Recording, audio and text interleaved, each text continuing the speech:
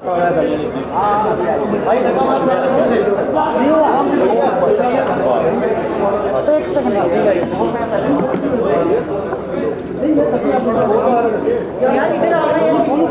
Media बंधुओं का मैं भारतीय जनता पार्टी मीडिया केंद्र में हार्दिक स्वागत करता हूं। साथियों, हमारे बीच में है श्री अनुराग ठाकुर जी, जो किसी परिचय के मोहताज नहीं है। जम्मू कश्मीर से भी इनका पुराना नाता रहा है। देश के युवाओं के दिल की धड़कन है। पूर्व में केंद्रीय मंत्री रह चुके हैं, बीसीसीआई के अध्यक्ष रह चुके हैं और भारतीय जनता युवा मोर्चा के राष्ट्रीय अध्यक्ष रह चाहते हैं पीएसए को हटाकर नशे बेचने वाले छूट जाएं, आतंकवाद उपद्रव फैलाने वाले छूट जाएं, पथरावबाजी करने वाले छूट जाएं। अरे ये तो यहां तक पहुंच गए कि जिसने संसद पे हमला किया था अफजल गुरु, ये उसको छुड़वाने की उनकी बात करते हैं। इस देश में कोई उनके ऐसे गुनाह को माफ नहीं कर सकता। सुप्रीम कोर्ट ने भी माफ नहीं किया था। वोट बैंक की राजनीति में इतना गिर जाएंगे, राहुल गांधी जी विदेश में जाके भारत का अपमान करेंगे और अब्दुल्ला परिवार जम्मू कश्मीर में बैठकर वापस आतंकवादी समर्थक वाले लोगों को दिशा में बात करेंगे। पहली बात मैं कहना चाहता हूं कि धारा 370 सदा के लिए चले गई। उसके जाने के बाद चहुमुखी विकास जम्मू कश्मीर ने देखा है। IIT, IIM, 2 AIIMS, medical colleges, 7-15 nursing college से लेकर ना जाने हजारों किलोमीटर की सड़कें बना दी, खेल के स्टेडियम्स बना दिए, नई ऊंचाइयों पे पहुंचाया। 25,000 करोड़ का निवेश तो केंद्र का, 78,000 करोड़ का और पाइपलाइन में है। यही नहीं, रिकॉर्ड पर्यटक आज तक के यहाँ पर पिछले वर्ष आए, आगे और बढ़ने वाले हैं। मैं तो ये कहूँगा, कांग्रेस और नेशनल कॉन्फ्रेंस मिलकर साजिश का पुलाव पका रहे हैं और ये साजिश इनकी ऐसी है कि वापस इसको पथराबाद, अलगाववाद, आतंकवाद में झोंक दिया जाए। और राहुल गांधी जी, आपको तो राष्ट्र का स्वाभिमान और राष्ट्रीय ध्वज का सम्मान ये आपके शासनकाल में तो था ही नहीं, ना एनसी के ना कांग्रेस के समय। हमने जम्मू कश्मीर को आतंकवाद से उबारा है और हम ही इसको अब संवारेंगे भी। डबल इंजन की सरकार जब बनेगी, केंद्र में भाजपा है, प्रदेश में भाजपा की सरकार बनेगी, तो जम्मू कश्मीर का चहुमुखी विकास होगा। जम्मू कश्मीर से आतंकवाद का अध्याय समाप्त करने के लिए हमने लगातार प्रयास किए हैं। 70%, 70% कमी आई है आतंकवादी हमलों में। और ये देखिए, केवल जम्मू कश्मीर नहीं, नॉर्थ ईस्ट में भी 75% के लगभग है। और माननीय गृह मंत्री जी ने कहा 2026 तक तो हम देश भर में से नक्सलवाद को खत्म करेंगे, नक्सलवादी इलाकों से। ये है एक संकल्प लेके चलने वाली सरकार। दूसरी तरफ कौन है? वो राजनीतिक दल जो धर्म जाति के आधार पर देश को बांटना चाहते हैं। जम्मू कश्मीर में भाजपा का मतलब राहत, नेशनल कॉन्फ्रेंस और कांग्रेस का मतलब आफत है। गहरा नाता इसलिए भी है कि जब पार्टी ने मुझे राष्ट्रीय अध्यक्ष बनने का अवसर दिया था, तो पहला मुद्दा राष्ट्रीय अध्यक्ष युवा मोर्चा के नाते हमने जम्मू कश्मीर में हो रहे पथरावबाजी, अलगाववाद, सैनिकों पर हमले और आम जनमानस की हत्या, इसको उठाया था। और उस समय यूपीए की सरकार ग्रेटर ऑटोनॉमी की बात करती थी। हमने उस समय आंदोलन भी किया और 2011 में जम्मू कश्मीर के श्रीनगर में लाल चौक पर तिरंगा झंडा फहराने के लिए भी आए थे। अपने देश के कई राज्यों से यात्रा गुजरी, कलकत्ता से कश्मीर की, कहीं तिरंगा झंडा फहराने पे रोक नहीं लगी। लेकिन ये कांग्रेस नेशनल कॉन्फ्रेंस उस समय भी थी, केंद्र में यूपीए और यहाँ एनसी की सरकार, इनका गठबंधन ये दिखाता है कि इन्होंने उस समय भी तिरंगा झंडा लहराने का विरोध किया, जेल में डाल दिया, यातनाएं हम सबको सहनी पड़ी। और आज ये लोग फिर धारा 370 को वापस लाने की बात करते हैं। डॉक्टर भीमराव अंबेडकर जी धारा 370 के खिलाफ थे। वो धारा 370 नहीं चाहते थे, लेकिन ब्लंडर ऑफ नेहरू देखिए, ब्लंडर ऑफ नेहरू देखिए, एक के बाद दूसरी गलती जम्मू कश्मीर को लेके करते चले गए। उसका खामियाजा जम्मू कश्मीर के लोगों को 7 दशकों तक सहना पड़ा। 45,000 लोगों की हत्याएं यहां तक कर दी गई। देश के अन्य राज्य जहां आगे बढ़ रहे थे, यहां बॉम्ब शेलिंग से लेकर आतंकवाद, अलगाववाद, पथरावबाज की घटनाओं से यहां के लोग जान गंवा रहे थे। कश्मीरी पंडितों पर यातनाएं करके उनको पलायन के लिए मजबूर किया गया। हमने तब भी कहा था डॉक्टर श्यामा प्रसाद मुखर्जी जी के समय कि एक देश में 2 संविधान, 2 प्रधान, 2 विधान नहीं हो सकते, 2 निशान नहीं हो सकते। और जब हमारी सरकार बनी, हमने 5-6 अगस्त 2019 को धारा 370 को सदा सदा के लिए समाप्त कर दिया है। और मैं नेशनल कॉन्फ्रेंस कांग्रेस के लोगों से, पीडीपी से कह देना चाहता हूं, ये सदा सदा के लिए धारा 370 समाप्त हो गई है। अब कोई इसको वापस नहीं ला सकता है। क्यों वापस लाना चाहते हैं एनसी कांग्रेस और कौन? और मैं एक बात आपसे और कहूं, हम राहत कैसे देने वाले हैं, ये हमारा संकल्प पत्र बताता है। जो 25 हमने उसमें संकल्प लिए हैं, धारा 370 हमने हटा दिया, सदा के लिए हटा रहेगा। महिलाओं को 18,000 रुपये प्रतिवर्ष भारतीय जनता पार्टी की सरकार देगी। 3,000 रुपया हमारे बुजुर्गों को पेंशन मिलेगी। नौजवानों को हम कोचिंग के लिए छात्रों को 10,000 रुपया देंगे, छात्रों को फ्री लैपटॉप देंगे, छात्रों को 3,000 रुपया हम लोग यात्रा का खर्च देंगे, और 5 लाख नौकरियां का प्रावधान सरकारी गैर सरकारी दोनों में हम लोग करके देंगे। आईटी हब हम जम्मू में खोलेंगे ताकि यहाँ पर भी रोजगार के अवसर उनके लिए हो सके।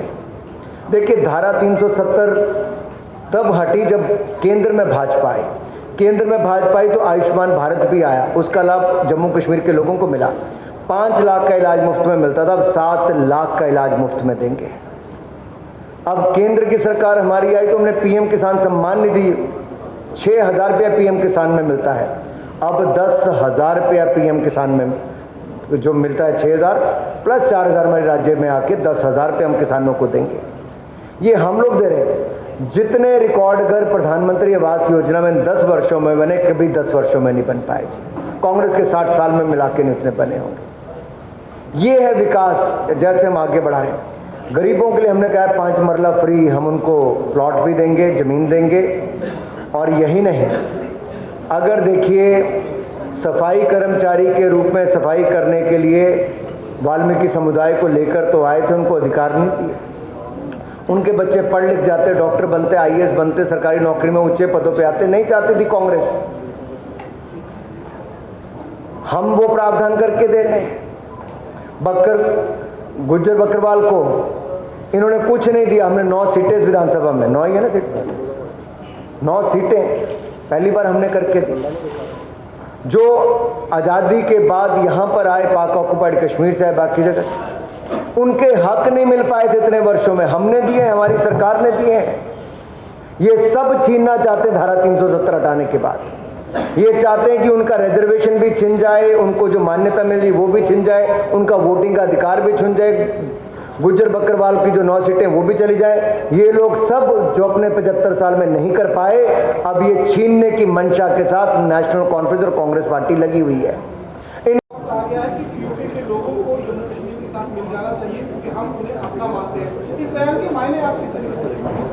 देखिए, राज्यसभा लोकसभा सदन, दोनों सदनों का एक रेजोल्यूशन है। पाक अधिकृत कश्मीर भारत का अभिन्न अंग था, है और रहेगा। केवल जरूरत इतनी है कि वहां के लोग भी अब देख रहे हैं कि धारा 370 हटने से कितना बड़ा बदलाव आया। खुशहाली, अमन, चैन, लोगों के जीवन में जो पथराव फेंकते थे, आज वो लैपटॉप पकड़ने का काम करते हैं, वो रोजगार स्वरोजगार के अवसर शॉल बुनने का काम करते हैं, वो टूरिज्म को बढ़ावा देने का काम करते हैं। आज उनको लगता है अगर सुख, चैन, शांति के साथ ये आगे बढ़ सकते हैं। धारा 370 with the abolition of Article 370, we have seen peace, progress, prosperity in the state of Jammu Kashmir.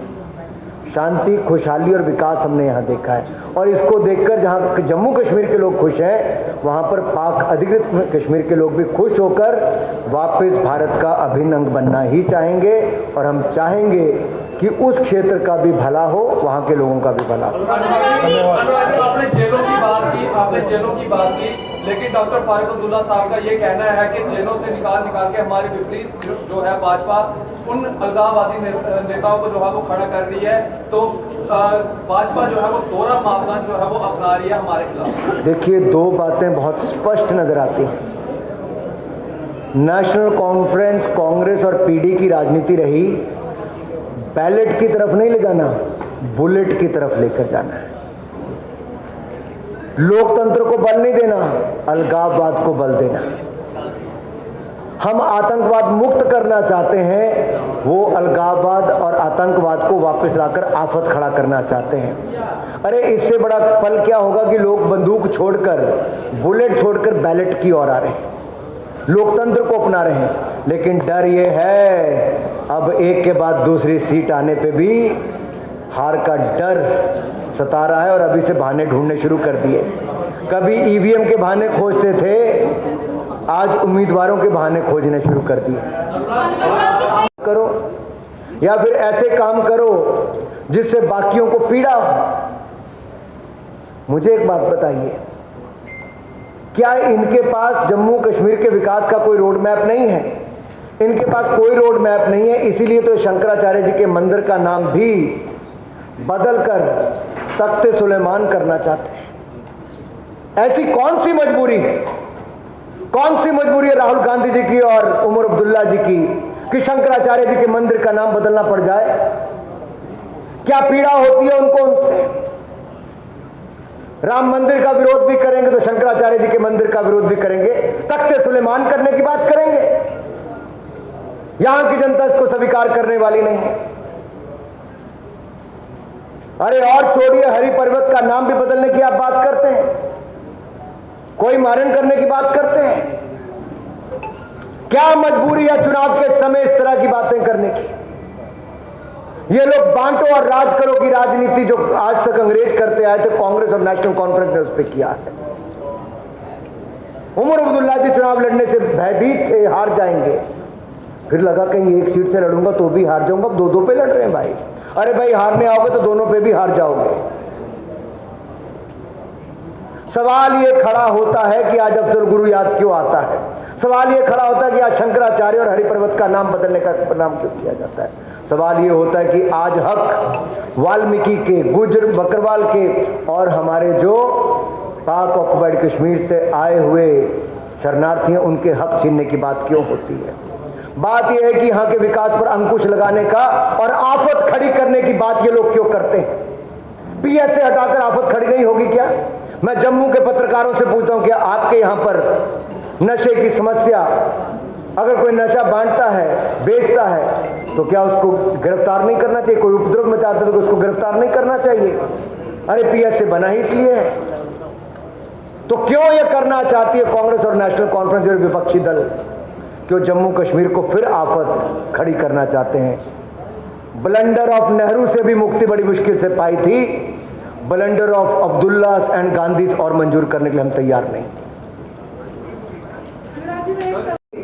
अगर 2018 में 91 हुए थे तो आज मात्र, मैं मात्र नहीं कह रहा क्योंकि एक शहीद भी अपनी जान पर खेलकर न जाने कितने लोगों की जान बचाता है। लेकिन जब आंकड़े कम हो रहे तो मेरा बताना इसलिए जरूरी बनता है कि 90 से कम होकर, 91 से कम होकर वो इस साल 14 है। हमारा प्रयास है कि वो बिल्कुल भी ना हो। आतंकवाद को भी जड़ से मिटाएंगे, हमारे किसी सिक्योरिटी पर्सनल की कोई जान ना जाए, शहादत ना हो, उस दिशा में भी हमारे प्रयास हैं। और जो स्टोन पेल्टिंग थी भाई साहब, कितनी थी? 1328 मामले, 1328 मामले 2018 के, आज शून्य है, 0। ऑर्गेनाइज हड़ताल कितनी थी 2018 में? 52, आज शून्य है। कैसे बदलाव आया? धारा 370 हटने से बदलाव आया, और लोगों का विश्वास जो अटल बिहारी वाजपेयी में था उससे ज्यादा आज नरेंद्र मोदी जी में है। कश्मीरियत, जमहूरियत, इंसानियत की जब मैं बात करते हैं, ये लगातार इसको हमने बल दिया। डीडीसी के चुनाव हमने कराए, पंचायती राज के चुनाव हमने कराए, अब विधानसभा के चुनाव कराकर भी पूर्ण राज्य का दर्जा भारतीय जनता पार्टी ही देगी।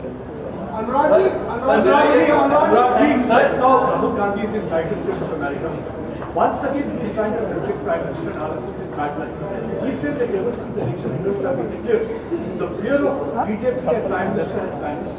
He said Prime Minister had been trying to target national action. And he went to the extent of saying that how RSS had been trying to influence and increase the influence by infiltrating into ये नेहरू गांधी परिवार की विशेषता रही है, कुछ कमियां भी हैं। कश्मीर की समस्या को लेकर यूएन में जाना, ये ब्लंडर ऑफ नेहरू था। आज 3 बार लगातार चुनाव हारकर राहुल गांधी जी ब्लंडर पे ब्लंडर करते जा रहे हैं। वो विदेशी ताकतों से हाथ मांगते हैं, सहयोग मांगते हैं, भारत को बदनाम करने का काम करते हैं। काश इतना समय वो भारत की जनता के आगे कोई रोड मैप दिखाते कि कांग्रेस के पास क्या है। उनके पास कुछ नहीं है, खाली है।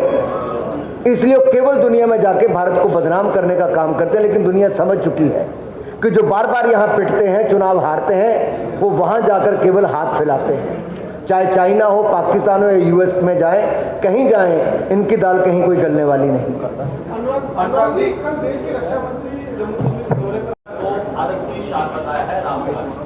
हमारे लिए सभी भाषाएं प्रधानमंत्री जी ने एक बार नहीं कई बार कहा है। बंगाली हो, तेलुगु हो, तमिल हो, कन्नड़ हो, मलयालम हो, गुजराती हो, हिंदी हो, पंजाबी हो, बंगाली हो, कश्मीरी हो। अरे भाई, हमने तो जम्मू कश्मीर में 2 ही लैंग्वेज थी। कौन सी थी भाई बताओ? उर्दू और अंग्रेजी।